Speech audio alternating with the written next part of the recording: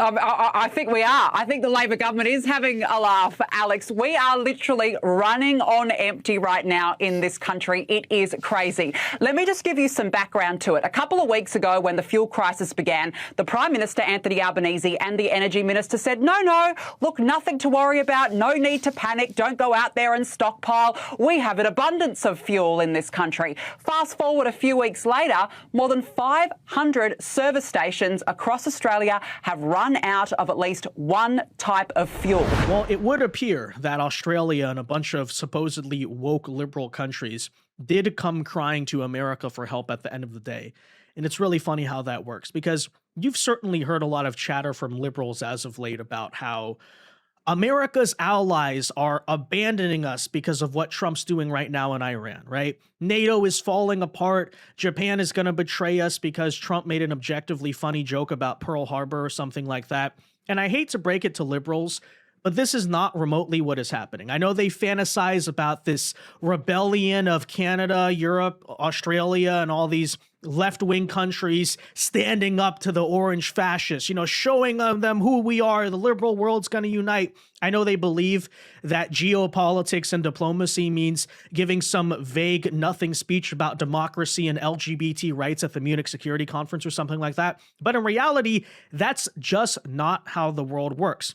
And when you dig behind the curtains and examine what's really going on, not what's being said by whatever left-wing leader, but what's really going on in the world right now, actually, a lot of countries are simply turning closer to America.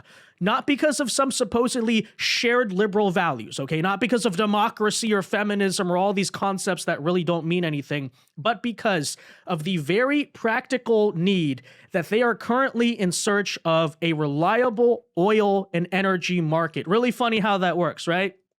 Because it's just a simple reality that the Strait of Hormuz, due to what we know is happening, is more or less closed right now. It's not really reliably open, we'll put it that way. Middle Eastern oil is largely being cut off, and for the countries who traditionally have relied on that market, not only is it currently unstable, they're looking forward to the future and realizing, well, if our country is reliant on the Middle Eastern oil market, that's not overall going to be long-term stable whatsoever. We need a more reliable supplier. And so what are they turning to precisely? The world's single largest producer of oil and natural gas. I know we don't like to look at ourselves that way, but it is actually the United States of America. And so when you want to talk about soft power and the ability to project influence around the world, what better way to do that than actually with things like money and natural resources, right? The things that really drive the world. I repeat, not liberal values or democracy or something like that. That's not really how countries truly interact with each other, right? Alliances, partnerships, they're built on practical need. Every country is self-interested. And so what Trump has basically realized now going forward into the 21st century is that America produces so much oil and gas. We can, to an extent, actually use that as leverage over the rest of the world, especially given the fact you can tell, okay, where else you can get your oil and gas from? From Russia, from the Middle East, right? A lot of markets that aren't working. Why not the North American market?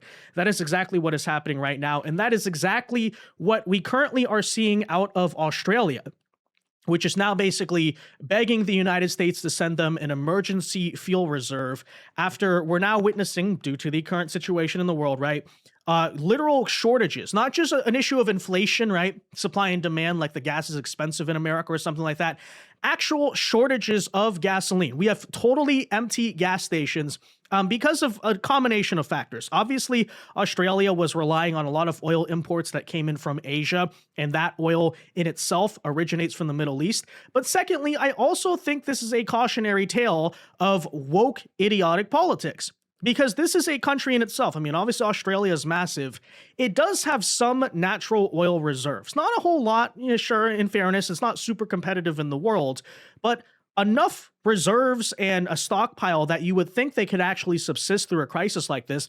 But because of the fact that, thanks to guess what, left-wing climate change policy, their own domestic oil production has completely collapsed over the past several years to the point where they virtually have very close to zero oil refineries left. And because they wanted to be woke idiots, their government, I should say at least, now they're basically being forced to demand or beg for oil from the United States of America, which of course course, again, means what? Influence. And I'm just going to point out, I don't think Australia is necessarily alone in this. You want to talk about Europe? You want to talk about NATO, that whole alliance that is supposedly falling apart? Do you know how you save it? Do you want to know the kind of one piece of leverage America has to really say to Europe, you have an obligation to follow us. We are the leaders of this alliance, right? It's also the fact that, well, you need oil, don't you? You cut it off from Russia, okay? You stop taking oil from Russia.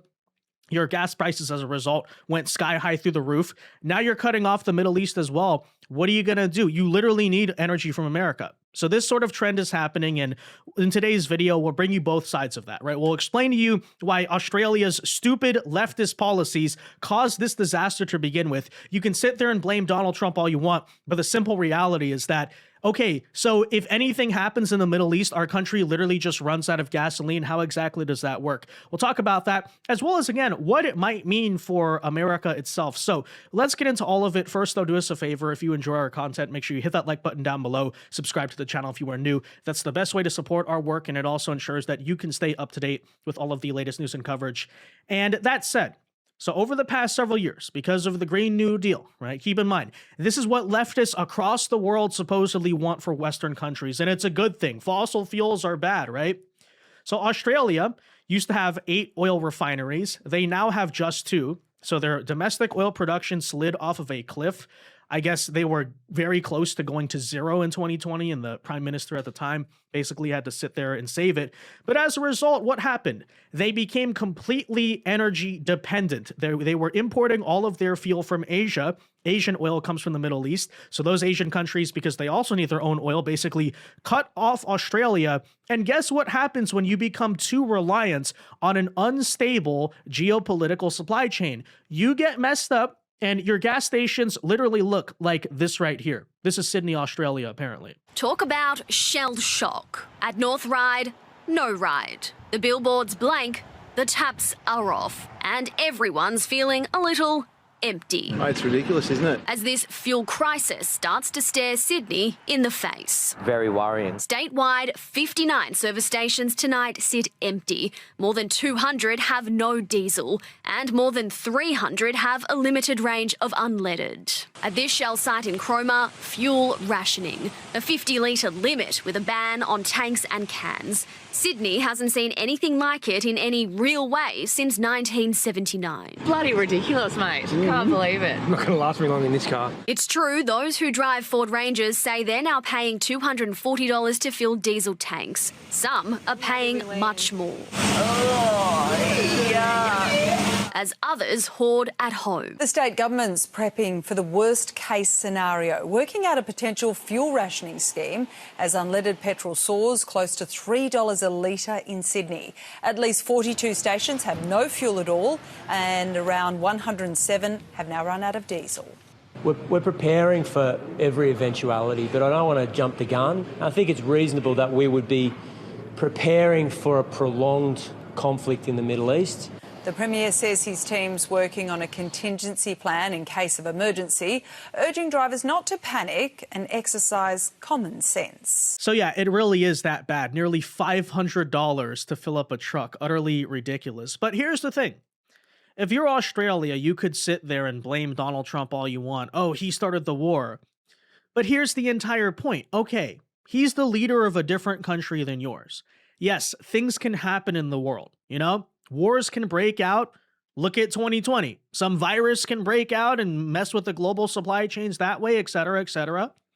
I think the whole point is that as a leader of a country, you have to be prepared. It's called national security for a reason, right? Your country's supply chains and basically domestic survival has to be ready to at least subsist in a time of crisis. That, by the way, is one of, not the only, but one of the major reasons why Donald Trump has stressed so much drill, baby, drill, right? American energy independence, because if push comes to shove, if something goes down, again, it could be COVID, it could be a war, we need to be ready to basically exist on our own, okay? And again, granted, Australia doesn't have the natural oil to maybe go all the way 100%. That's fair enough, but it is definitely worth pointing out.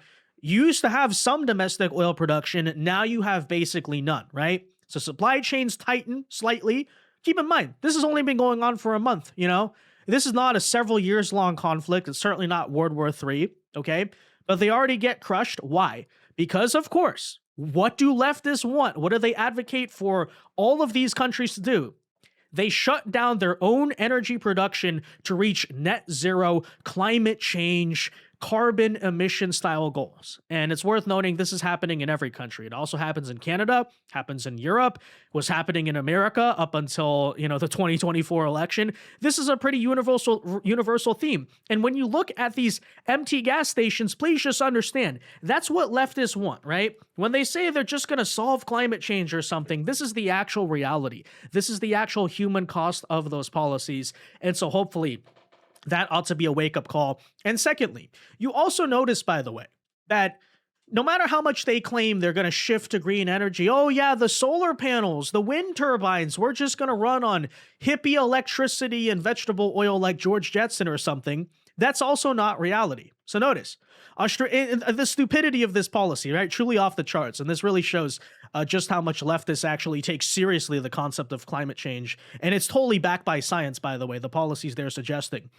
Is okay. So you shut down your own oil production because oil is bad, blah, blah, blah, climate change. As a result of having no domestic oil, you basically have to just start importing the oil, which means what, by the way? Okay. You're still using the same amount of oil. You're just paying more for it because it's imported. Oh, and guess what? By the way, it burns more fossil fuel in the process because that oil has to be what, ladies and gentlemen? Transported across the ocean, right? Like, this is literally what these people do. And it's also the outcome everywhere. You notice energy, supposed net zero, this stuff never actually gets accomplished, okay? All that happens is your energy gets more expensive. It has to be imported. And then, come whatever happens in the world, it could be a global pandemic. It could be a regional war in the Middle East. We got to do climate lockdowns all of a sudden, right? Which is unironically exactly what these people are doing right now. Remember all the Alex Jones stuff, Agenda 2030, the climate lockdowns are coming. This is kind of the schizo stuff we heard back in the 2010s from like right-wing podcasters. That's actually happening right now. I like to point, that's actually what's happening right now in a lot of left-wing countries, okay? Because they're not just dealing with expensive gasoline, they're literally running out because of these stupid policies they enacted. And you could almost argue this is by design, right? They want gasoline to be more expensive and the supply chain to be more vulnerable so that way they can literally go and impose this type of social control. I mean, that's literally the case. And as a result of it, by the way, you look at the situation in Australia, it's just insane. So we have in the NSW province, we have 313 gas, aka petrol stations, as they call it, that are out of at least one type of fuel. In Victoria, 207, Queensland, 90. This is all over the place, right? Not just one pump is out of a type of fuel. Entire gas stations. It's a straight up crisis over there. Political correspondent Cameron Redden is live in the studio with me. State premiers are calling for a national response, Cam, as more stations are running dry. Yeah, and Kieran, Chris Bowen there telling you that there is a lot of planning going on behind the scenes and wargaming about potential responses. First, though, let's bring you the latest lay of the land because we do have constant updates of numbers from different states. There's no national coordination of this about the number of fuel stations that are running dry. Have a look at the New South Wales number. That's the latest update. You might remember an hour ago, it was 215 stations, now 313 that are without at least one type of fuel. So that's up the best part of 100 stations in one day. Now, they're not always the same stations that are out of fuel for several days. For example, if one was dry yesterday, it might have filled up today, where another one has run dry elsewhere. And the new numbers from the New South Wales Premier, at least, indicate that it's a roughly even split. Yes, there are many in the regions, but dozens have been running dry in metropolitan areas as well. So yeah, with all that said, if you're wondering how this relates to America, I think it's pretty obvious. Now that they no longer have one source of foreign energy, they're not going to start creating their own. They're not going to go carbon neutral in the name of climate change in reality, because that's a lie. That's a complete scam. It's societally impossible, essentially, unless you want to just do the climate lockdowns, which I guess Australia could also try, but maybe that won't be too popular with normal people, right? So as a result, they're now being forced to turn, yes, you guessed it, to the United States of America for us to send them what is essentially emergency oil, okay? Now, hilariously, by my understanding, this is actually a part of their own oil emergency supply, right? It's part of their own oil reserves. But because they were effectively so woke about this, they didn't even want their own emergency oil to be stored within their country. They put it in Texas. They put their own emergency oil that they paid for, I believe, from us, but they didn't even want to send it to Australia. They're going to keep their own emergency supply in our country, and then now, for obvious reasons, are begging us to go send it over. To which I say, I mean, geopolitically, that's just not even a smart thing to do, because in theory, America or any foreign country could say, oh no, we're in a crisis too. Sorry, we're going to cut off your emergency oil. Sorry, we can't send it over right now. And then you don't have any oil, right? I'm not saying America's going to do that. I'm not even really saying they should do that, because yes, Australia, it is objectively your oil and you paid for it. Okay, fine. We don't need it. But still, it just shows the stupidity of this stuff, right? Like, so clearly these climate policies are working so well. But anyways, take a listen. Emergency fuel supplies are heading to Australia from the US, the first time in decades, according to Dr. Lurian de Mello. He's a senior lecturer with Macquarie University's Transforming Energy Markets Research Centre and joins me live in the studio. Great to see you and thank you so much. So the first time in decades that we're seeing oil supplies going from the US to Australia. Why is that? Yeah, look, crude oil has arrived from America to our shores before, but this is the first time, refined fuel in terms of petrol, diesel, maybe jet fuel is coming to Australia. And I've never seen any of these shipments come, for a long time. So it's, I guess we're kind of running out of, supply options coming from Asia. So Americans are sending large amounts of cargoes. Some of them are coming in April and some are coming in May as well. All right. And how long will it provide us with fuel, including diesel? That's very hard to predict, put a precise number on it. But it definitely will provide a lot of relief. At least I feel that we are not going to run out of fuel as such. We're just going to pay a lot for it. So yeah, on the surface, what's happened is Australia effectively in the end had to come and beg Donald Trump and America for help. Hey, come save us, come bail us out, which we're perfectly happy to do. I, by the way, also predict that Europe, if this does drag on, will not be far behind, and even Asian countries as well, right? They're actually getting hit the hardest by this energy crisis. So I think, by the way, you're seeing the evidence of those deals already being made. It's the world now, because of what's happening in the Middle East, and also the long-term forward-looking possibility, oh, shoot, this is not a stable supply chain. Like in the same, it's actually very similar. This is a great comparison. Remember how post-2020, a lot of the world realized relying entirely on China for our own supply chain, our own economy is not smart. We have to diversify. I think you're going to watch the same thing right now happen in the Middle East, and it's going to be a permanent effect, right? Even after the incident or whatever is over, long term. And by the way, it's just common sense. Oh, the Middle East, that part of the world that always has wars. Yeah, maybe we shouldn't buy all of our energy from there. Who's stable? Who's reliable that, is not prone to civil war all the time? Oh, a place like the United States? Okay, let's go buy from there, right? So that's, of course, what's happening on the surface. But deeper than that, I would argue again, this is why, beyond this conflict, you're not going to watch the world turn on America. You're not going to watch America's alliances fall apart or something like that. Why? Because even if they hate it, even if they're not fans of it, the truth is, the world right now is realizing just how much they need America specifically for energy. This applies even to countries obviously far away from Iran. They're not directly affected by the conflict. They're not even in the range of Iran's ballistic missiles, like, for example, Australia. It doesn't matter. They need America for energy stability because largely, by the way, this is especially true of the Western Anglosphere, NATO, transatlantic nations, all of those things combined, right? Is the fact that their own woke climate energy policies actually gave a huge competitive advantage to America because now America is the one that can sell them all the energy. So that's certainly true on one hand. And by the way, I would argue that's sort of unintended or maybe intended geopolitical gain that America gets out of this conflict is, hey, the world basically now has to turn towards us for energy, right? So almost similar to sort of what China did during COVID in terms of crashing everybody else's economy so that way they'd come out on top or something. But here's the thing at the same time. I think that if this does drag on, if the negotiations this week break down and we have some type of maybe a limited ground operation or the Strait is just going to be unstable for several more weeks or even several more months, hope not. We're trusting in the plan. We're trusting in the negotiations here, hopefully, right?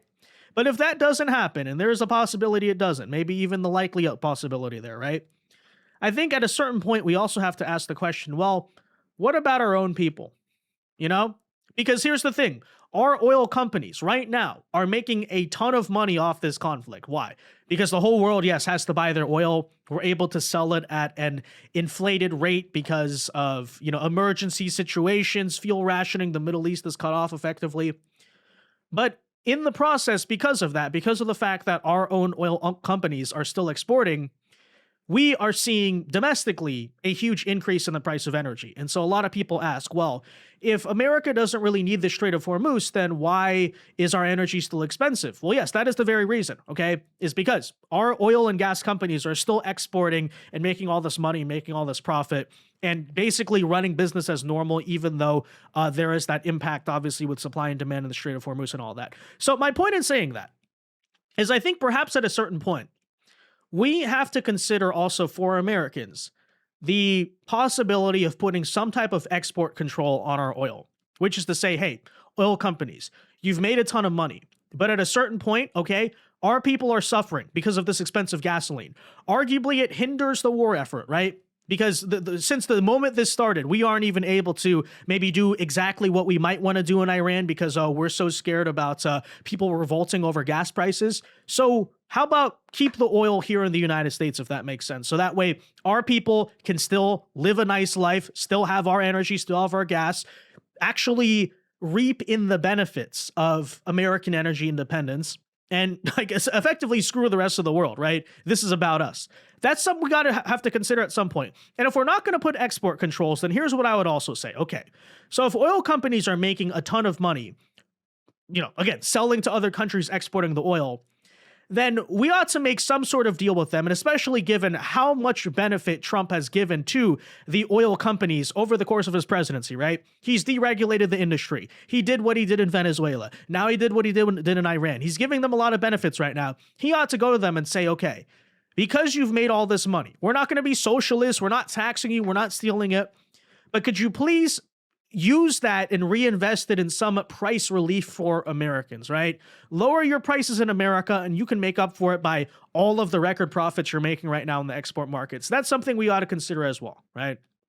And that will really, again, it actually kind of gives us more leverage in Operation Epic Fury, gives us more options, because that way, again, we're not in this rush to get it over with so Americans stop revolting and then the midterms and all that. We could take that off the table tomorrow if we just reined in this issue where the oil companies are making a ton of money, but, the whole sort of supply and demand bubble is also fake in the context of the United States because there's no actual shortage of energy. There's no shortage of oil. It's just being exported.